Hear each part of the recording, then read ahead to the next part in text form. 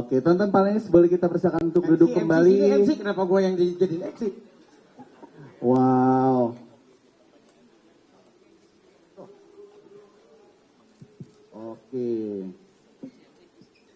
Pak Ahok, ini rasanya seperti mimpi Pak Ahok bisa ketemu langsung. Boleh kasih tepuk tangan untuk Pak Ahok? Wah. Saya ingat 2016 Pak, waktu itu Papa saya ketemu Bapak, saya nitipin surat Pak waktu itu Pak. Nitip surat terus Bapak balas pakai surat lagi Pak. Saya nggak nyangka hari ini bisa ketemu dengan idolanya anak-anak muda.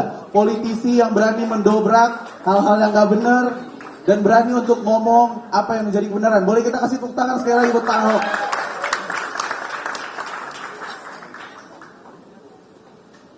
Tapi di sini Pak Ahok kita senang banget. Boleh Pak, mau duduk, mau berdiri, boleh lah. Bapak mau bebas, kita mau apa aja Pak. Pak Ahok, di sini ada banyak-banyak anak-anak muda Pak, yang udah siap Pak hari ini untuk nanya-nanya langsung, untuk ngobrol langsung sama Bapak. Dan tadi Pak, ada yang dari Cikarang loh Pak. Jadi ini semua peserta sangat antusias sekali buat nanya ke Bapak, dan kayaknya udah nggak sabar banget nih Pak dari tadi Pak. Dan juga kita di sini temani Pak sama teman-teman panelis muda kita Pak, yang tentunya nanti siap juga untuk berdialog dengan Bapak. Tapi Pak, sebelum lebih jauh Pak, mungkin kita pengen juga dong Pak tahu lebih jauh lagi nih, gimana Bapak kabarnya, gimana Bapak juga sekarang aktivitasnya gimana sih nih Pak. Sekarang kan juga banyak yang bertanya-tanya Pak, ih Pak Ahok balik lagi ke politik nih gitu. Ini ada apa sih gitu? Boleh dong Pak sharing-sharing Pak. Boleh Pak, kalau Pak Ahok ini lebih seru berdiri duduk terserah Pak. Tidak konsen aku duduk ya. Iya Pak, silakan Pak. Kayaknya sih aku rasa aku lebih sehat sekarang sih daripada dulu. Karena saya udah turun total ada 12 kilo. Saya dulu tuh sempat 99 kilo. Jadi celana itu nomor 36 plus magazine plus sesungguh tuh 37. Sekarang celana jeans yang saya pakai itu 33. Jadi ya lebih sehat. Walaupun kelihatannya lebih kurang cakep katanya. Kamu lebih cakep aja. Kata orang aja gitu ya. Tapi ya saya menikmati lah. Di dalam tahanan dulu saya belajar nyanyi. Saya nggak bisa nyanyi. Sekarang saya bisa beberapa lagu, tidak semua. Bisa sambil main piano sambil nyanyi. Jadi itu ya. Terus punya anak yang lucu. Ya itu sih kehidupannya. Bapak masih ini nggak Pak? Kan dulu Bapak sempat ngeband Pak. BTP Pak, masih aktif ngeband nggak itu Pak? tadi, saya belajar piano belum lulus soalnya. Jadi belum pindah ke drum, belum pindah ke bass. Mungkin nanti Pak, abis ini Pak, kan lebih banyak waktu luang nih Pak, bisa Pak. Oke Pak, Sebetulnya udah balik ini susah Pak. Oh, boleh Pak. Pak, ini kan sebetulnya banyak yang jadi pertanyaan. Saya sendiri juga bertanya-tanya juga Pak. Kan kita pikir kan Pak Ahok udah nggak terjun ke politik lagi, udah di BUMN. Udah nyaman, udah enak lah Pak semuanya Pak. Tapi kenapa nih Pak, kita dikejutkan semua pemain. Kalau saya sendiri jujur surprise Pak kemarin Pak. Karena sebetulnya saya bertanya-tanya juga, Pak Ahok nih udah masih pengen berpolitik gak sih? Karena kita kangen Pak Ahok yang lama gitu. Nah, kenapa sih Pak akhirnya Bapak terjun lagi berpolitik lagi? Apa nggak kapok Pak? Ini berarti kurang kenal saya secara pribadi. Karena kata teman saya udah bilang nih, begitu pada orang bingung, berhenti dari komisaris yang lain aja belum kenal lama udah bisa tebak. DNA model Ahok mah nggak mungkin nggak keluar deh. Semua lagi perang masa dia nggak perang? Nah, terus teman-teman nih, terus teman saya bilang, Hok, kita ini umur udah 57 nih, lu jangan cari musuh lagi. Terus saya bilang, dari dulu aku gak pernah cari musuh. Asli, dari kecil gak pernah cari musuh. Bener. Cuma musuh suka nemuin saya masalahnya. Itu masalahnya. Itu aja sih. Saya pikir akhirnya kenapa? Saya udah mau berhenti waktu saya aktif di politik kok. Saya kan pegang kartu PDI Perjuangan ya. Dari keluar saya pegang PDI Perjuangan. Karena banyak orang berpikir aku PSI. Iya ini masalah nih. Enggak benar kok. Karena PSI itu punya saham 1/3% di situ nih. Kayak company ini kan. Jadi saya bilang waduh. Kenapa saya akhirnya putuskan termasuk di politik? Ini ada kutipan dari Martin Luther King Jr. yang saya paling suka. Saya tempel di dinding rumah saya. Kenapa dia bilang gitu? Martin Luther King Jr. itu aktivis kulit hitam yang memperjuangkan kesetaraan hak di Amerika ya. Dia terus begini, power without love is reckless and abusive. Ya bahasa Indonesia kira-kiranya. Kekuasaan kalau tanpa cinta itu masih kasar sembrono. Tapi cinta di sini saya terjemahkan cinta negara, cinta rakyat. Pejabat kalau mau bangun negeri ini, mau jadi pejabat harus ada hati cinta negara, cinta rakyat. Tapi kalau punya hati cinta negara, cinta rakyat, nggak punya kekuasaan, itu namanya sentimental dan kurang darah. Gue nggak pengen kurang darah dong. Masa gue jadi kurang darah? Lalu apa attitude-nya? Kekuasaan di posisi terbaik itu apa tuh enggak? Dia cinta mengimplementasikan tuntutan keadilan. Keadilan sosial. Keadilan justice di posisi terbaik itu apa? Menggunakan kekuasaan untuk mengkoreksi segala sesuatu yang berdiri menentang cinta negara, cinta rakyat. Jadi itu dasar kenapa saya tetap mau masuk di politik dan tetap saya harus bersikap seperti itu. Di BUMN pun saya ditugaskan untuk menjaga. Karena Pertamina waktu itu rugi. Ini juga saya bukan mau bela Pertamina, saya mau kasih tahu saudara semua nih. Pertamina itu beda dengan PLN. PLN biaya berapapun diganti pemerintah, biaya operasionalnya. Kalau Pertamina, pemerintah putuskan harga solar cuma boleh subsidi katakan Rp1.000. Lalu harga dunia naik. Terus saudara bisa bandingin dong pom yang internasional kan. Terus presiden bilang jangan naikin, kasihan rakyat kalau dinaikkan. Lalu nombok di 5.000 nih. Sisa 4.000 diganti nggak dari Menteri Keuangan? Enggak. Itu tanggung jawab Pertamina. Lalu satu harga kirim ke Papua. 1 liter terbang ke Soto 15.000 per liter. Jual supaya jual tetap 10.000. Harusnya 25.000 dong. Itu duit 15.000 itu hampir 1 triliun itu Kalimantan tempat pelosok-pelosok. Itu siapa yang tanggung? Keuntungan Pertamina. Jadi banyak orang nggak paham soal subsidi di Pertamina. Nah, makanya waktu saya masuk disampaikan ini bakalan rugi $1 miliar. Kenapa rugi? Saya bilang perusahaan ada 200 lebih, 100 lebih yang aktif. Nggak ketahuan duitnya ada berapa. Jadi bayangin nih, cucu cicit perusahaan punya duit deposito, emak bapaknya ngutang duit. Kenapa ngutang duit? Karena barang subsidi ini kan mesti tahun depan baru diaudit. Mau bayar berapa ke Pertamina. Tapi beli minyaknya kan kontan dari luar negeri. Begitu Bank Himbara udah mentok plafon pinjamannya, Pertamina tuh apa ya, ngecer kemana-mana minjem duit. Ada yang 5 juta, 10 juta. Pinjaman jangka pendek, pasti bunganya gila-gila. Jadi kita nih, belum lagi rugi selisih kurs. Kita nggak dapat rupiah, kalau nggak di hedging segala macam. Rugi bisa ratusan miliar. Gara-gara kalah kurs. Mari saya langsung direktur keuangannya juga bareng saya masuk. Langkah pertama, semua uang sampai cucu cicit perusahaan kita harus kontrol. Jangan sampai kita pinjam duit di bawah pesta pora deposito duit. Nah itu. Terus yang kedua, kita bilang sama Menteri Keuangan, kenapa masih tunggu sampai 100% sih? Kan gue gak mungkin curi, gak mungkin lari. Udah anggap aja 80% lu bayar dulu. Sama toh, sisanya baru kita adjust. Nah itu dengan cara seperti itu, lumayan. Ternyata tahun 2020 dari rugi $1 miliar, produk saya jadi untung $1 miliar. Nah itu. Terus saya langsung mengangkat orang luar jadi Chief Auditor Eksekutif. Kita harus lakukan optimalisasi biaya. Ini dibuat buku nih. Langkah-langkahnya apa? Cuma karena saya bukan dirut ya nggak bisa muncul nama saya. Tapi semua notulin rapat, saya itu udah fungsi kayak dirut. Makanya ada oknum DPR bilang, itu komut rasa dirut. Gue bilang bukan, sialan gue bilang. Itu sialan tuh bahasa resmi loh. Sialan kan? Kan sialan. udah sialan toh. Terus gua nih bukan rasa dirut, gua nih dirutnya Rukomut tuh.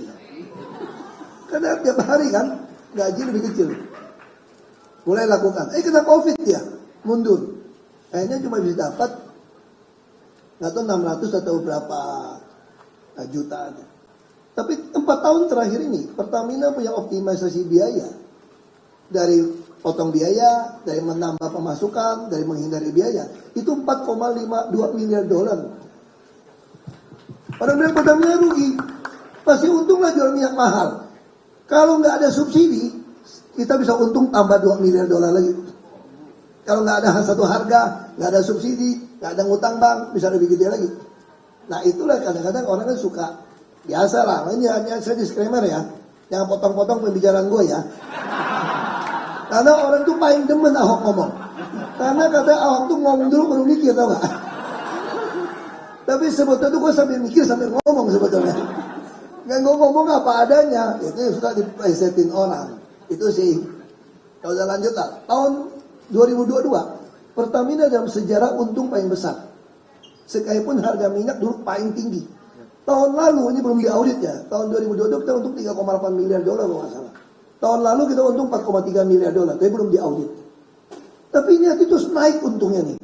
Karena sistem. Tahun ini, saya minta procurement pengadaan barang jasa harus potong 50%. Saya nggak potong. Gue udah pelajarin semua. Banyak markup, banyak double, macam-macam. Potong 50%. Terus dia bilang 46 lah. Takut nggak capai kan.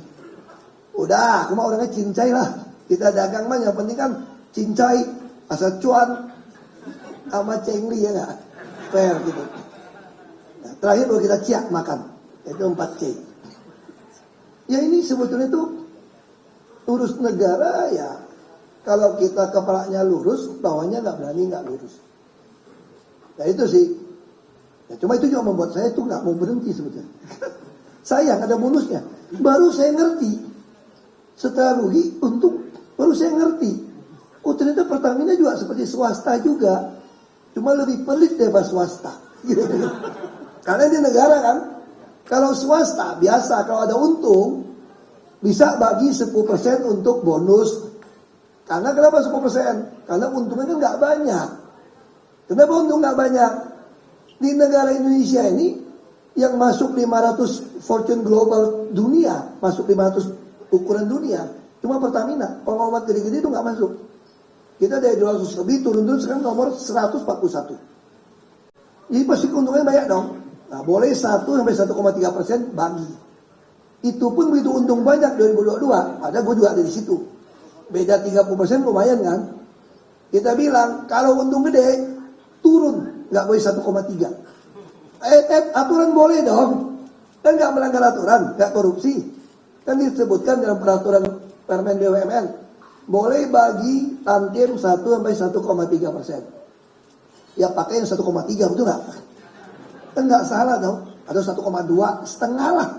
Dan 25% lumayan. Terus saya bilang nggak bisa. Di atas peraturan walaupun tidak dilanggar ada namanya etika. Ada etika. Ini duit rakyat, saya ngerti dapat bonus, saya kira wajar lah. Kita kan harus menghargai reward punishment itu harus jalan. Dulu waktu saya kuliah bukan promosi kampus ya di Prastia Mulia ya, ujian itu 12 soal, protes saya. Kok 12? Nilainya kalau 12 benar 120. Saya dapat nilai 68 statistik apa itu, nggak lulus. Wah, saya dipanggil dari psikolog. Ada apa? Lagi patah hati, lagi ribut sama orang tua, lagi nggak ada duit. Kenapa? Saudara tidak lulus. Enak aja 68 tidak lulus. Karena temanmu rata-rata kelas 80. Ini ada yang dapat 120. Kok bisa?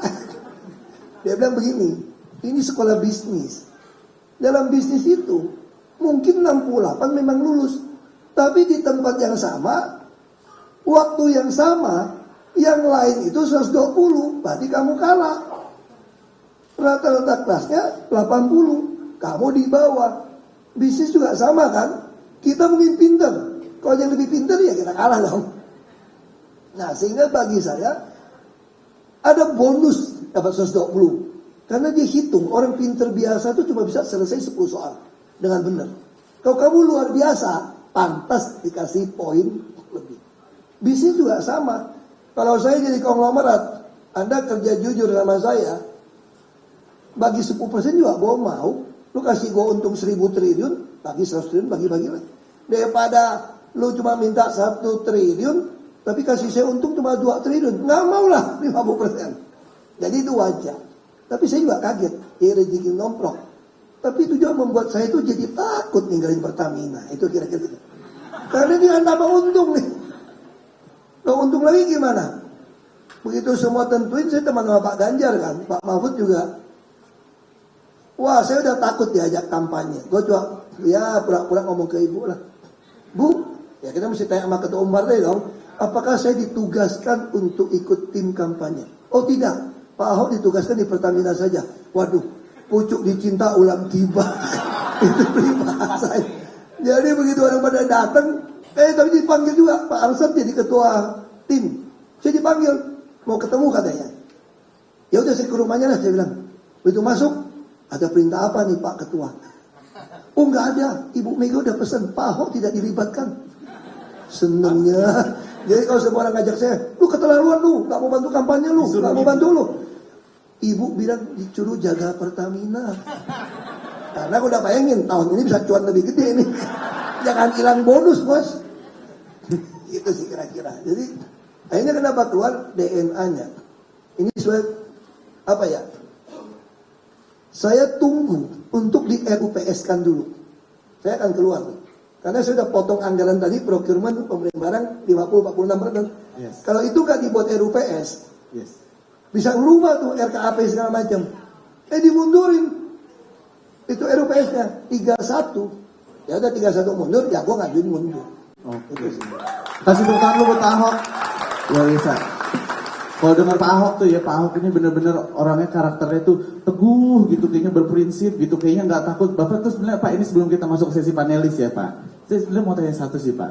Bapak kan setelah di Pertamina kan Bapak tetap tadi kayaknya tetap apapun tegas saja. Kalau A ya A, B ya B.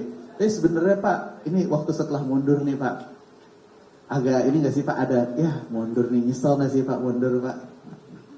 Saya di telepon teman saya lah, yang udah ikut-ikut ke sana gitu kan. Lu nggak nyesel, anak masih kecil, lu bisa jadi menteri. Ibaratnya gue kasih lu kehormatan, kasih lu kekayaan, kok lu tolak.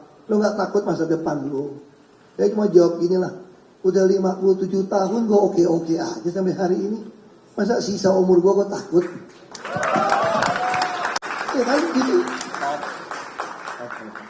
Pengalaman saya itu hidup saya itu selalu pas-pasan. Yang penting pas mau ada, itu lebih enak. Oke, thank you Pak Ahok. Pak Ahok, kita sekarang akan bertanya jawab nih Pak. Para panelis akan berdialog dengan Bapak. Kita akan kasih kesempatan untuk yang pertama, Mas Yongles. Aku berdiri apa Boleh, di atas? boleh mau berdiri, boleh. Mau lebih dekat sama Bapak, silakan sama Bapak. Naik atas ya? Boleh, boleh. Naik atas ya. Mas Yongles. Oke. Aku bukan nggak mau berdiri karena ada kameranya pasti mata saya. Nah saya Pas, berdiri di ya, Pak. bawah dada kan kurang enak. Saya sudah sini aja ya. Ya. Pak Ahok, jadi gini, semalam itu kita kan datang ke acara tabrak Prof Mahfud di Pos Blok. Nah di situ ada yang nanya soal KPK. Gimana nanti kalau Pak Ganjar dan Prof Mahfud menang, salah satu agenda dari Prof Mahfud adalah ingin balikin KPK ke settingan pabrik, settingan awal, kembali independen, tidak ada intervensi dari manapun gitu Pak. Nah, 3 atau 4 hari yang lalu saya tuh iseng bikin konten ngepost. Seandainya Pak Ganjar dan Prof Mahfud menang, ini seandainya ya Pak ya, seandainya. Terus Bapak ditunjuk jadi ketua KPK. Setuju gak? Ini seandainya nih. Setuju ya? Seandainya. Udah tuh Bapak kepilih jadi ketua KPK. Apa yang Pak Ahok pertama kali lakukan setelah Bapak jadi ketua KPK? Itu aja dari Yang Lex. Aku tuh nggak suka seandai-seandainya tuh. Masuk. Saya lebih suka kalau ditawarin. Dulu waktu saya di dalam tahanan itu keluar. Kan saya tuh udah nggak bisa jadi menteri, jadi apa menurut orang.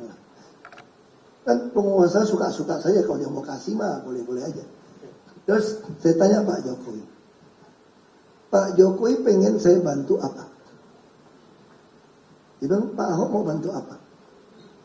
Saya mau bantu industri-industri tidak bangkrut, Pak. Ini cerita dalam tahanan loh, 2018 nih. 2018. Kenapa? Saya melihat impor ini sudah gila-gilaan masuk. Industri-industri kecil itu bangkrut. Karena kontainer itu pakai borongan. Dulu 5 juta. Akhirnya barang-barang kecil dimasukkan ke dalam, masuk nih. Lee Kuan Yew waktu bangun Singapura, yang dibangun pertama tuh bea cukainya. Itu pertama, Pak. Jadi maksudnya apa? Saya khawatir. Dulu Pak Harto saja. Saya kan udah umur 58 nih tahun ini. Ya Pak Harto aja dulu. Saya suka dialog ya. Pak Harto bilang kepada pengusaha-pengusaha, sekarang kita masih bisa proteksi kalian ya. Dengan biaya tarif masuk.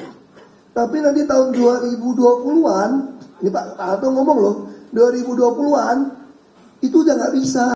Karena WTO akan keluarkan peraturan tidak boleh naikkan tarif impor sembarangan. Nah di situ gimana cara atasinnya? Ya kan mesti bisa bersaing, sama mesti punya bea cukai yang berani, yang bisa pinter. Ya waktu barang Anda masuk, saya bisa bilang, ini udah PSNI belum ya? Ini bahannya apa nih? Udah menuin kesehatan atau belum? Minimal menghambat lu supaya barang lu agak tahan lama nih.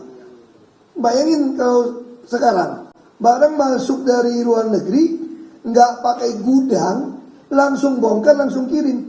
Jadi bukan salah TikToknya, salah bea cukai dong yang. Tapi ini nggak ada yang berani WTO. Nah, saya bisa ngerti Pak. Makanya saya mau minta jadi dirjen bea cukai Pak. Saya jamin penyelundupan stop. Karena zaman Pak Harto itu penyelundup itu subversif, mematikan industri, berarti membuat PHK gitu banyak. Kalau PHK gitu banyak, semua penjualan akan macet, pajak semua akan turun. Ini negara bisa bangkrut. Saya bea cukai Pak. Kenapa bea cukai gaji kecil? Kan dirjen boleh nyambi jadi komisaris Pak. Mega kan? Saya bisa beresin. Saya jamin industri nanti tidak ada lagi pakai UMP-UMP-an. Nah ini Pak Ganjar setuju nih. Belum bisa ngomong dong. Kan belum jadi dong. Tapi saya nggak bisa jadi dirjen bea cukai lagi karena umur saya udah lewat. Itu cerita 4 tahun yang lalu. Nah ketua KPK gimana? Nah kalau ketua KPK ini kolektif, gak ada guna. Lu kalau angkat gue jadi jaksa agung dong. Baru lah. Oke. Spesifik loh itu. Nah, lalu kalau jadi jaksa agung apa yang mau saya lakukan? Makanya saya orang gak malu-malu, gue mau minta. Lu tanya yang gue minta dong. Iya. Apalagi cuma andai-andai. Andai ini mah gampang, ngomong aja. Ya enggak? Kalau gue jaksa agung, yang gue boleh lakuin apa tau enggak? Bikin list. Kita ada pembuktian illicit enrichment dong. Jadi kalau mau jadi pejabat, harta lu berapa, pajak lu bayar berapa, itu sesuai atau enggak? Gue bikin list. Ya dong, siapa mau jadi pejabat mesti ikutin list ini. Lalu bisa pingsan dong semua, gaji kecil kok kaya. Makanya kan ada tax amnesty. Kita mah biasa pemutihan STNK bos. Pemutihan nggak apa-apa. Lu tinggal bilangnya di bapak Menkorup nggak apa-apa. Kan anak belum tentu sejahat bapaknya. Nggak apa-apa. Tapi gaji dinaikin semua. Dirjen, sekjen, irjen itu naikin gaji seperti direktur-direktur BUMN. Menteri-menteri gaji Singapura kasih $1 juta. Dia pakai gaji 18 juta kaya raya main bisnis lebih celaka kita. Ya dong, kasihnya 1 miliar lebih, 15 miliar setahun lah. Kecil kok dia nyolong misalnya, dia korupsi. Tapi di list dulu tuh Pak, jadi ketahuan tuh Pak. Kan kita tinggal bikin kan. Terus nanti pembuktian terbalik harta semua. Laporan LHKPN itu bukan kayak sekarang. Cuma ngelaporkan hibah-hibah. Kalau gue terima dari orang bukan dari kakek emak gue, nenek gue, bukan hibah, namanya gratifikasi bos. Iya dong. Nah kita gak usah munafik lah, pakai kosakata yang aneh-aneh. Nah kita bereskan. Lalu TNI Polri, aku udah cerita sama Pak Ganjar nih, Pak Ganjar kan malu-malu. Bisa dilaksanakan nggak? Makanya ada yang isu, kalau gitu lu jadi menteri keuangan aja lu beresin. Karena pajak dia cukai di bawah lu. Nah, kalau ada gitu. Lalu gue bilang Pak Ganjar, ini cerita kosong aja kan seandainya semua. Kan seandainya semua, betul. Seandainya biasanya kenyataan. Itu kalau pabrik bertumbuh, nggak usah berebut UMP. Kalau pabrik lu butuh tenaga kerja, lu rebutan lu. Gaji naik semua, pajak semua beres. Untuk mencapai penghasilan seluruh rakyat Indonesia, setiap rumah tangga bisa 5 juta pasti tercapai. Kalau itu tercapai, wah ekonomi kita dahsyat. Makanya negara lain itu takut Indonesia punya presiden yang bisa jalankan ini, tau nggak? Lu mau dagang apapun jalan. Lalu kata gue mau jadi apa? Dia cukai nggak bisa, berarti cuma 2 lah. Kalau acaranya nggak, jaksa agung atau menteri keuangan, misalnya. Oke. Itu di bawah dia cukai, kan dia cukai di bawah gua kan. Udah kejawab ya, udah kejawab nih. Seandainya nih. Tapi menteri tolong perbaiki gajinya dong. Iya. Karena susah gitu. Ngomong Pak Ganjar jangan ngomong ke saya, Pak. Jadi Menteri Keuangan boleh Pak asal $1 juta ya Pak ya. Boleh. Oke, Mas Yang Lex ada Udah, lagi? cukup. Oke, terima kasih buat kasih tepuk tangan buat Yang Lex. Kalau nggak laku, gue ikut nyanyi sama lu. Mungkin Mas Yang Lex niat bikin album sama Bapak langsung boleh ya. Bapak tadi udah belajar piano loh Mas. Boleh Pak nanti jamming sekali Pak sama Yang Lex. Oke. Next kita ada Kak Afu Tami. Silahkan Kak Afu Tami. Boleh kita beri tepuk tangan buat Kak Afu. Boleh. Silahkan mau lihat mana Kak? Gak boleh diterobos. Oke. Silahkan Kak Afu. Selamat siang Pak Ahok. Duduk nih. Apa kesini duduk? Siap. Ya perkenalkan Pak, nama saya Afu. Saya latar belakangnya sebenarnya ekonomi lingkungan. Jadi isu lingkungan. Nah saya di sini mungkin mewakili banyak generasi saya yang khawatir banget sama perubahan iklim, sama isu lingkungan. Dan tadi kalau misalnya yang lain sudah ngedaftar posisi-posisinya, sebenarnya banyak juga posisi-posisi pejabat publik yang akan sangat berpengaruh dalam Indonesia ngedorong aksi iklim gitu ya. Nah, salah satu yang jadi perhatian saya terutama Pak, mungkin sebenarnya memang BUMN. Jadi senang tadi banyak share tentang Pertamina ya gitu. Karena kalau kita ngomongin transisi energi keluar dari fosil, yang paling terdampak satu paling besar sebenarnya PLN. Jadi kalau ngomongin BUMN kan yang lagi benar-benar memegang kunci bahwa Indonesia bisa transisi ke energi bersih atau enggak itu PLN.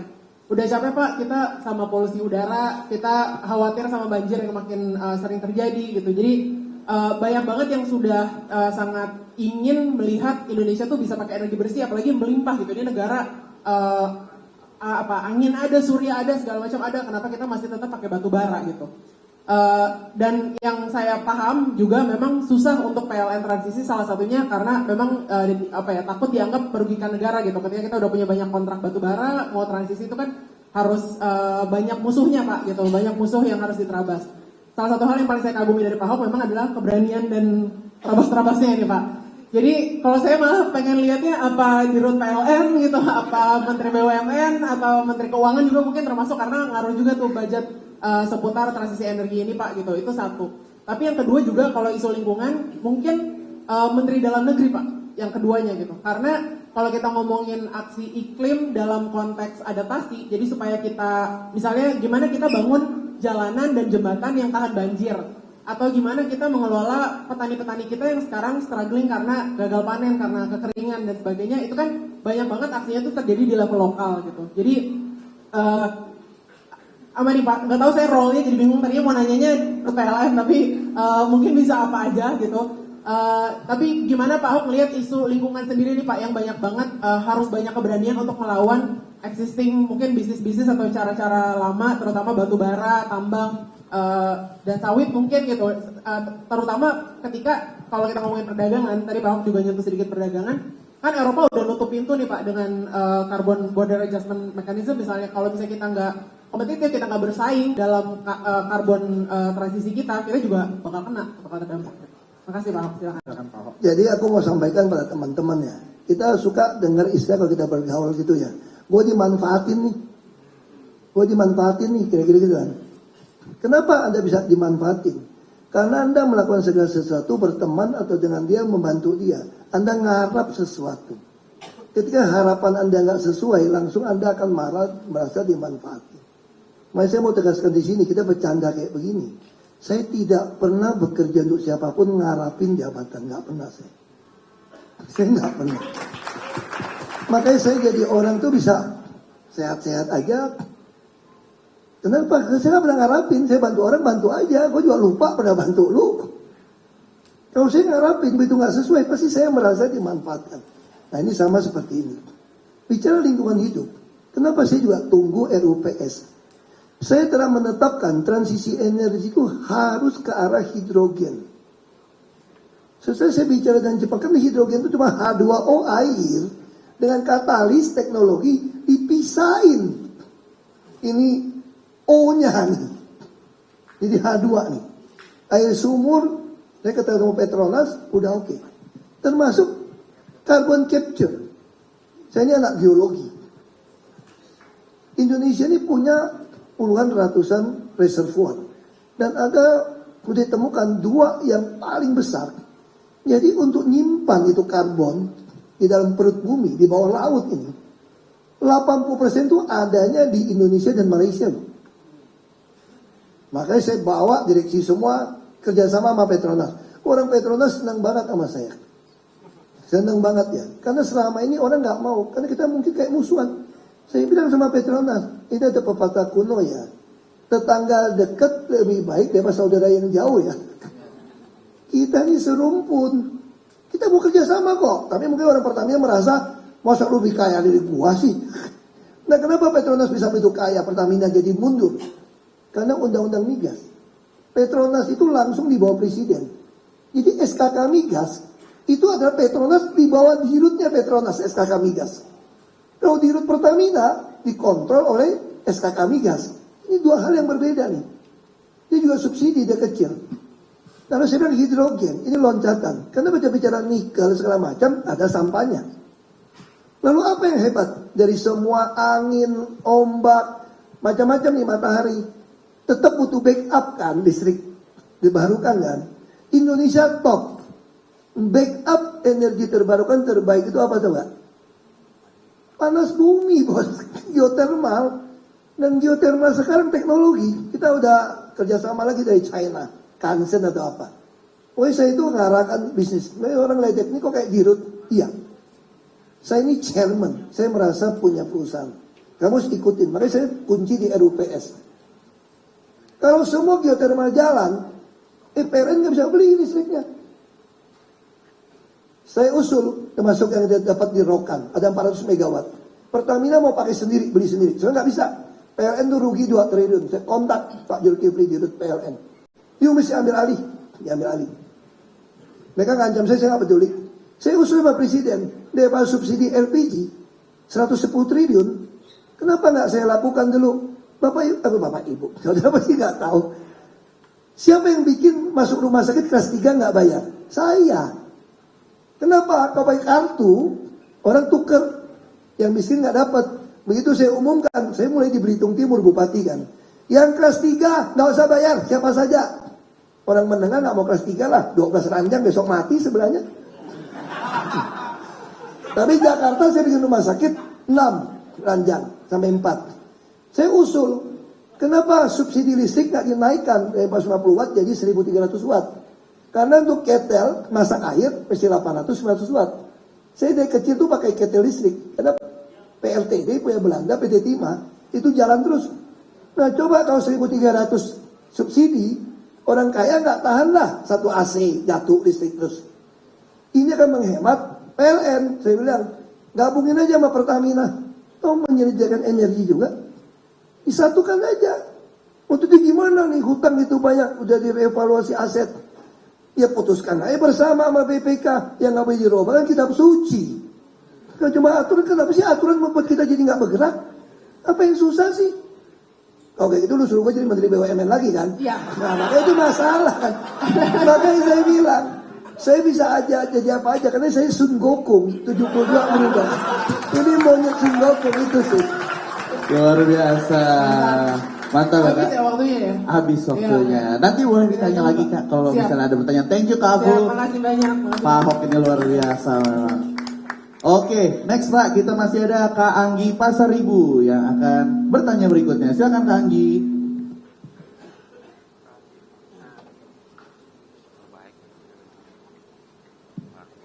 Halo semuanya. Selamat siang Pak Ahok. Selamat siang. Memang kalau ngobrol sama Pak Ahok tuh adrenalin pasti langsung naik gitu kan ya. Dan saya rasa semua di sini sepakat. Selain saya mengagumi sosok Pak Ahok itu yang tegas, tas tesat gitu kan. Kayaknya tuh punya jawaban dalam semua pertanyaan gitu. Tapi kali ini pertanyaan saya ini sih Pak Ahok. Saya kan sebagai seorang eksekutif produser dan juga news anchor di salah satu media di Indonesia. Saya salam hormat untuk semua senior saya yang ada di sini.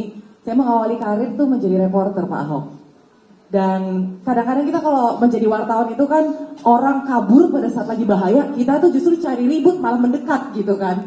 Tapi seringkali kita tuh mendapatkan kesejahteraan yang mungkin tidak sesuai begitu dengan yang seharusnya dapatkan. Pertanyaan saya simpel sih Pak Ahok. Kalau seandainya Pak Ganjar terpilih sebagai presiden, apakah Pak Ahok yakin atau seberapa yakin presiden terpilih ini bisa memperhatikan keperbaikan kesejahteraan kami wartawan yang ada di Indonesia? Silakan Pak Ahok. Saya jujur ya, ini pertanyaan agak egois sebetulnya.